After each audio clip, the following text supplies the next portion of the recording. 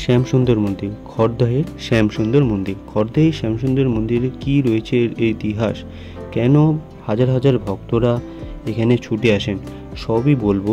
ভিডিওটি দেখতে থাকুন, আর ভালো লাগলে অবশ্যই লাইক, শেয়ার, সাবস্ক্রাইব করে দেবেন।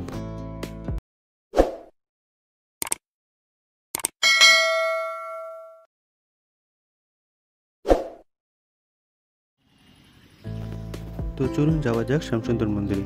শ্যামসুন্দর মন্দির পৌঁছানোর জন্য শিয়ালদা থেকে একটি লোকাল ট্রেন ধরুন এবং নেমে পড়ুন খড়দার স্টেশনে। খড়দার স্টেশন থেকে সরাসরি একটি টোটো বা অটো রিক্সায় উঠুন আর একেবারেই নেমে পড়ুন শ্যামসুন্দর মন্দিরে। তো চলুন বন্ধুরা, এবার জানা যাক খড়দার শ্যামসুন্দর মন্দিরের ইতিহাস। শ্রী বীরচন্দ্র প্রভু বা বীরভদ্র গোস্বামী, যাকে পরে উল্লেখ করা হয়েছে, কার্তিক মাসের অক্টোবর নভেম্বর পবিত্র মাসের অন্ধকারে নবম দিনে জন্মগ্রহণ করেছিলেন। বীরচন্দ্র প্রভু ছিলেন শ্রী নিত্যানন্দ মহাপ্রভু এবং বসুধা দেবীর পুত্র। শ্রীমতী জাহ্নবী মাতা ছিলেন তার দক্ষিণদারী আধ্যাত্মিক গুরু। শ্রী বীরচন্দ্র ছিলেন স্বয়ং পরম ভগবানের সম্প্রসারণ এবং প্রভু চৈতন্যের মিশনে তার পিতাকে সাহায্য করেছিলেন এই পৃথিবীতে আবির্ভূত হওয়ার জন্য। করুণাময়ী নিত্যানন্দ প্রভুর ভূমি সর্বত্র বিভিন্ন ইচ্ছা পূরণকারী বৃক্ষ দ্বারা সজ্জিত, যা নির্বিঘ্নকালে বিশুদ্ধ ভক্তি প্রমাণ করে। বিভিন্ন দেবতারা লক্ষ লক্ষ বছর ধরে অপেক্ষা করেছে এবং ধ্যান করেছে খড়দহের অতীন্দ্রিয় আবাসে জন্ম নিতে চায়, যেখানে তারা ভগবানের শুদ্ধ ভক্তের সাথে মেলামেশা করতে পারবে এবং তাদের পদ্মের ধূলি পেতে পারবে। খড়দহের ভূমি সাক্ষী ভগবান নিতাইয়ের আনন্দময়ের বিনোদন প্রতি, যেটির উপর চিন্তা করলেই সহজে অতিক্রম রাজ্যে প্রবেশ করা যায়। শ্রীমতী জাহ্নবী দেবী, বসুধা দেবী, বীরচন্দ্র প্রভু সকলেই এখানে তাদের মধুর বিনোদন প্রকাশ করেছেন এবং এই পবিত্র ভূখণ্ডগুলিকেই পবিত্র করেছেন। অত্যন্ত আশীর্বাদপ্রাপ্ত যে খড়দা পরিদর্শন করতে এবং রাধা শ্যামসুন্দর জিউর দর্শন নিতে পেরেছেন, যিনি আমাদের দুঃখী আত্মাদের প্রতি তার আকার করুণা বর্ষণ করেছেন। শ্যামসুন্দর মন্দির থেকে পাথরছড়া একটি নিত্যানন্দের বাসভবন, যেখানে বীরচন্দ্র প্রভু এই পৃথিবীতে আবির্ভূত হয়েছিল। এই বাড়িটি তিন জগতে কুঞ্জ ভাটিকা নামে বিখ্যাত এবং আমরা এই স্থানটিকে আমাদের ভ্রমণের কথা একটি পৃথকভাবে নিবদ্ধ করতে পেরেছি, কুঞ্জ বাটিকা অর্থাৎ খড়দহ।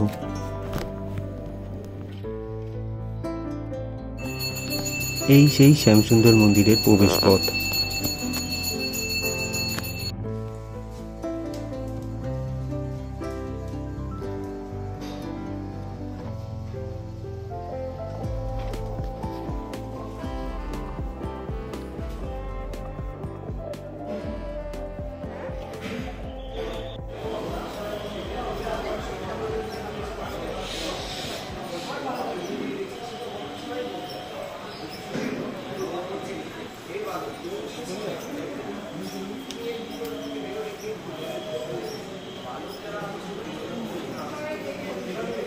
এটা হলো নাট মন্দির।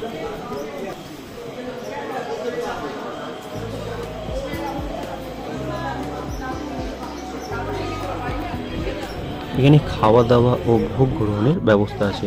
কুপনের মাধ্যমে আপনারা ভোগ গ্রহণ করতে পারেন।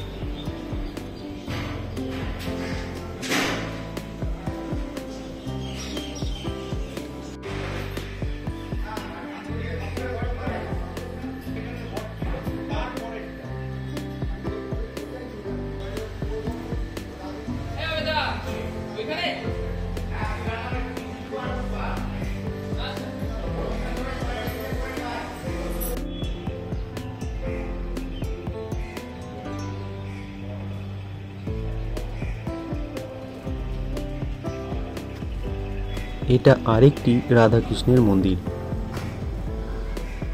রাধাকৃষ্ণ যেন সবার বাড়িতে বাড়িতেই রয়েছে।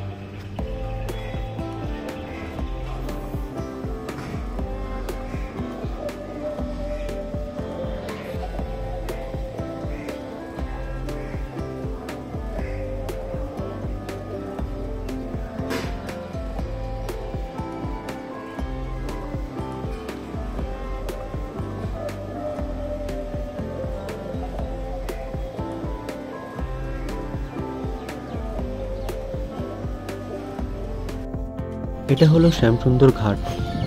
এটা খুব বেশি দূরত্ব না, একদম পাশেই।